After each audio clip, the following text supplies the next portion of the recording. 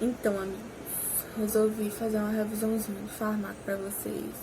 Eu vou pouco a pouco por aulas. Essa, como a aula 1 é bem comprida por causa dos cálculos, eu fiz ela individual, mas a partir das próximas eu vou fazer 2 em 2. Daqui pra mais tarde, provavelmente eu vou mandar mais 2 ou 4 aulas. E vamos lá se ajudar! Então, a aula 1, ela começa com um conceitozinho de farmacocinética, que é basicamente o que o organismo vai fazer com aquele fármaco. E aí a gente vai ter nessa ordem absorção, distribuição, transformação e eliminação.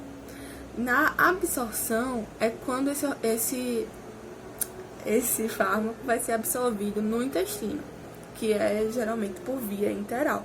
Ou seja, fármacos que não são por via enteral não vão sofrer absorção intestinal. E os fármacos de via endovenosa não vão sofrer absorção nenhuma. Por quê? Eu já vou estar inserindo esse medicamento no plasma do sangue, então não há absorção. Na distribuição, é justamente quando esse fármaco, depois de alcançar a corrente sanguínea, ele vai sair da corrente sanguínea para os tecidos. E aí, é isso a distribuição. A biotransformação, a maioria delas é feita pelo fígado e é, assim, justamente esse fármaco sendo biotransformado, sendo transformado a sua composição inicial. E aí, muitas vezes, pode diminuir a sua quantidade plasmática. E aí, por isso que fármacos que não sofrem biotransformação têm a sua concentração maior final. E aí, a eliminação vai ter a urina, a bile e as fezes. São as 3 principais formas de eliminação dos fármacos. Vamos falar um pouquinho também agora de vias de administração. E aí, a gente vai ter basicamente 2 divisões, que é a via enteral, que é quando ele é absorvido no intestino, e a via paraenteral, que aí a gente vai ter a intravenosa, a intramuscular e a subcutânea. Foi mal, perdoem esses barulhinhos de notificação. A via subcutânea, ela é uma difusão simples e por isso ela vai ser sempre bem lenta. Já a intramuscular depende da qualidade, da composição do fármaco. Então, se eu tenho um fármaco mais aquoso, essa absorção é mais lenta. Mas se eu tenho um fármaco mais lipossolúvel, ele é mais facilmente absorvido. E a gente também vai ter as medicações tópicas, que são de efeitos locais, geralmente na pele, no olho, enfim. E aí a gente vai ter que também diferenciar o medicamento ético, genérico e similar.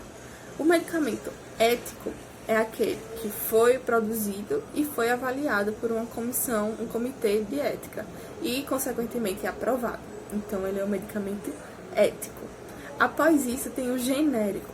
O genérico, ele é igual ao medicamento ético, só que ele só vai poder ser produzido depois de 10 anos que esse ético principal, digamos assim, o ético comercial, esteja sendo fabricado.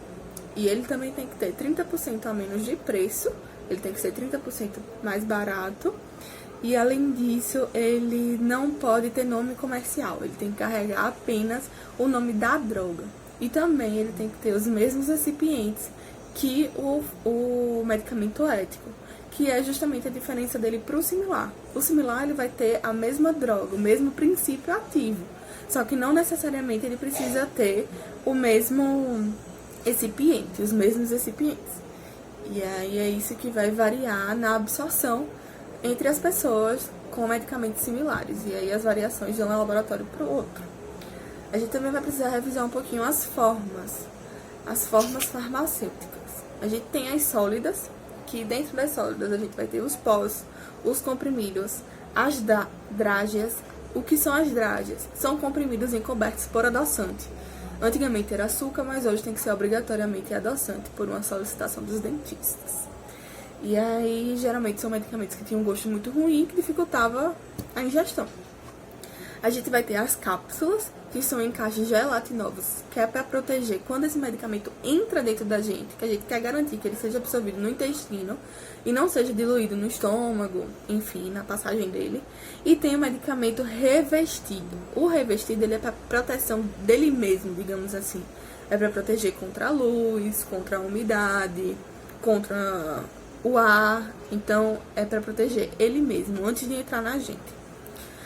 Aí a gente também tem as pastilhas, os supositórios, os óvulos, que são principalmente de uso ginecológico, e o gel.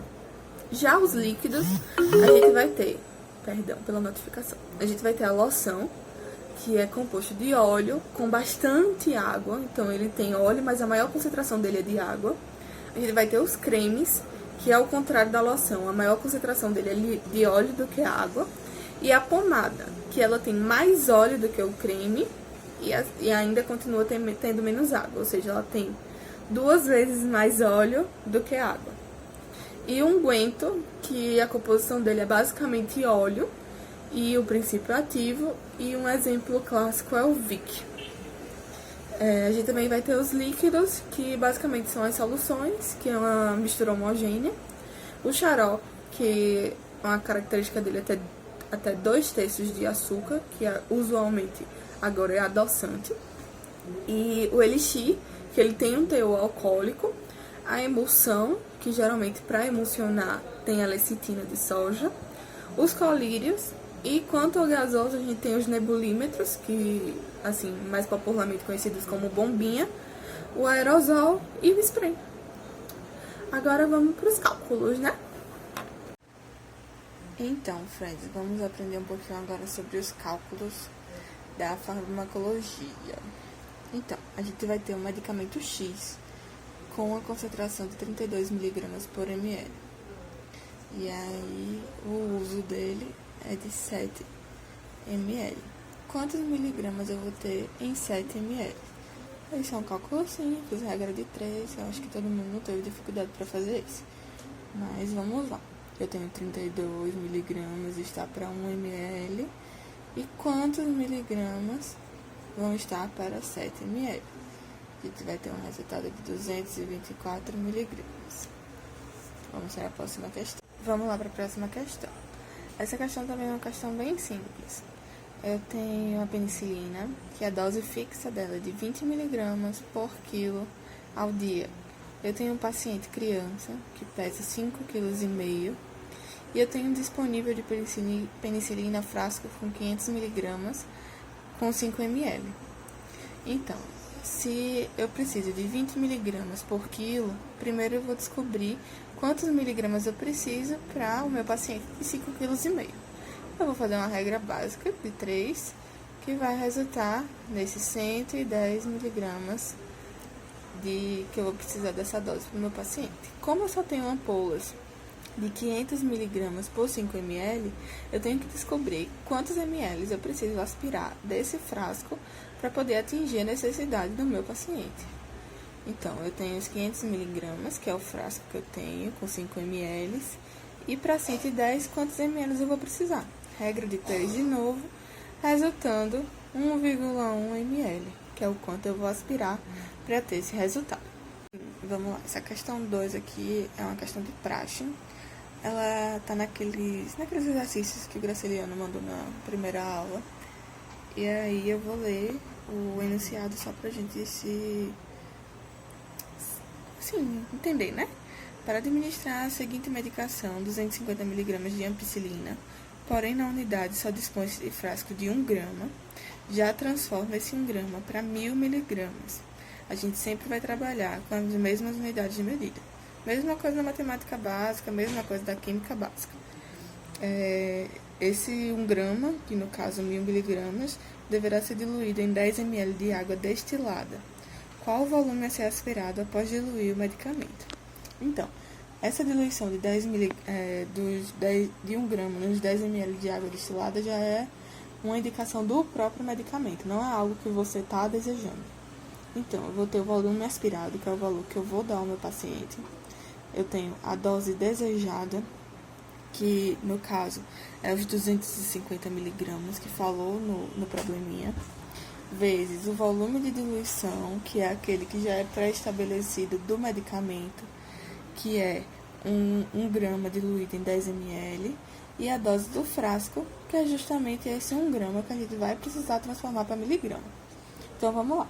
O volume aspirado é 250 miligramas, que é a dose desejada, vezes o volume de diluição, que é o 10 ml, dividido pelo 1 grama. Só que eu já transformei em miligrama e botei o 1000. Pronto, vou fazer uma regrinha de 3 e vou descobrir o volume aspirado necessário para o meu paciente. Próxima questão aqui também de praxe, cálculo de porcentagem. Para entender a porcentagem, a gente tem que entender que esse 1% quer dizer que eu teria 1 grama de medicamento a cada 100 ml de diluição, né, de volume. Então, toda vez que aparecer a 1%, quer dizer que eu tenho 1 grama de medicamento a cada 100 ml totais. 15%, eu tenho 15 gramas de medicamento a 100 ml totais. Pronto, aqui tem um exemplo. Eu tenho medicamento a 2% e eu quero descobrir quantos gramas ele tem no total. Então, se eu tenho 2 gramas em 100 ml, quantos gramas eu vou ter em 250 ml? Regrinha de 3 básica, eu tenho 5 gramas de medicação. Vamos lá, nessa daqui, quem tiver um pouquinho mais de dificuldade tem que prestar atenção, porque pra mim ela é uma das questões mais difíceis de se fazer. Depois que você adquire o raciocínio, pratica algumas questões, vai ficar mais fácil, é claro. Mas é meio que uma transformação de porcentagens. Quando você tem um medicamento, suponhamos, a 5%, mas você quer transformar ele em 15%. Nesse exemplo, a gente tem um soro glicosado de 500 ml a 5%. E eu quero transformar ele em 15%. Lembrando que porcentagem sempre quer dizer o quê? Eu tenho 5 gramas em 100 ml, seria o 5%. E o 15% eu tenho 15 gramas em 100 ml. Para transformar esse soro glicosado a 5% em 15%, eu tenho ampolas de glicose a 50%, cada ampola com 20 ml. Então, vamos lá. Nessa fórmula aqui, ó, C3V3, C1V1 mais C2V2, eu tenho C3V3 como a solução final. É o que eu quero ter, que no caso é o soro glicosado a 15% com 500 ml de volume. E aqui o C1V1 eu tenho aquele soro glicosado inicial, que é o de 5%, e o C2V2 seria justamente as ampolas de glicose que eu quero acrescentar a ele para a gente ter essa concentração e volume final. Então, vamos lá. Aqui, C3V3, a gente já sabe que a gente quer a 15% e com 500 ml. Esses dois são dados que o texto vai lhe dar. Ele vai dizer o quanto ele quer. Aqui, a gente vai ter a concentração 1, que é desse primeiro soro glicosado de 5%, e o primeiro volume também, que ele diz no texto que seriam 500 ml. Que aqui também. Mas, a segunda concentração, que é a glicose, é 50%, e o volume que a gente vai precisar pôr dessa glicose, a gente ainda não sabe. Porque é isso que a gente quer saber para poder fazer o equilíbrio. Então, aqui é só desenvolver os cálculos, que no final vai dar esse volume de 111,1 ml. Quem é esse 111,1 ml? É o volume que eu vou precisar de glicose a 50%, que eu vou botar no meu soro glicosado. Lembrando que esse dado também está no texto. Cada ampola de glicose só tem 20 ml. Então, eu vou pegar esse valor total e dividir por 20 ml, que é o que eu tenho disponíveis. Então, se em uma ampola eu tenho 20 ml, quantas ampolas eu vou precisar para alcançar os 111,1 ml? Que no caso vai dar 5 ampolas e meia. Então, eu vou adicionar 5 ampolas e meia ao meu soro de origem glicosado a 5%, para poder alcançar essa concentração de 15% que o meu paciente precisa. Essa questão aqui também é bem, assim, cai muito, e também vai ser mais uma formulazinha. Essa, querendo ou não, é uma fórmula fácil, e ela vai ter duas versões, digamos assim, para hora e minuto. Quem souber transformar, porque, por exemplo, aqui é só hora. Se eu multiplico por 60, vai surgir esse 20. Mas quem não entender muito bem, é melhor decorar tudo e faz a prova tranquilo. Então, o cálculo para gotas é o volume que você tem total da medicação que você vai dar em gotas, dividido pelo tempo em hora, vezes 3. Microgotas, o volume que você tem da medicação para administrar em microgotas, dividido pelo tempo em horas. E as gotas já em minutos, quando o tempo for minutos, por exemplo, eu tenho um soro glicosado que deve ser administrado em 30 minutos. Quantas gotas eu vou precisar? Então, eu vou pegar o volume de soro glicosado vezes 20 dividido por 30. E microgotas, o volume vezes 60 dividido pelo tempo em minutos também. Quanto à dose em criança, existem 3 fórmulas. Essas duas são as mais usuais, que é Law e Young, mas também tem a Clark. A Clark, ela é, digamos que universal, ela não tem essa diferenciação de idade. E aí, a dose pediátrica, que é o que a gente quer achar, é igual a dose adulta vezes o peso da criança sobre 70 quilos. Já o Law, ele é utilizado para crianças menores de 1 ano. Então, eu tenho a dose pediátrica, que é igual à idade, vezes a dose adulta, dividido por 50. Lembra que essa idade vai ser em meses, porque essa criança ela é menor que 1 ano. Já a fórmula Young, ela vai ser usada entre crianças de 1 a 12 anos. Lembrando que acima de 12 anos, geralmente, já se começa a contar como dose adulta. Então, a gente vai ter a dose pediátrica igual à idade, de 1 a 12 anos, vezes a dose adulta, dividida pela idade mais 12. Aqui tem alguns exemplos. Um exemplo com uma criança de 11 meses, que a gente vai usar a fórmula Law, que no caso vai ser 11 vezes 500, que é a dose adulta, que também já vai ter que dar no texto, dividido por 150 da fórmula, aproximadamente 36,7. Esses 2 exemplos aqui também estão naqueles exercícios de Graciliano. Aqui já é a fórmula Young, uma criança de 7 anos, vai ter a dose pediátrica, é igual à idade da criança, 7 anos, vezes a dose adulta, que também já estava no texto, 10 miligramas, dividido por 19, que é 7 mais 12 da fórmula, aproximadamente 3,7 miligramas. E aí acabou os cálculos.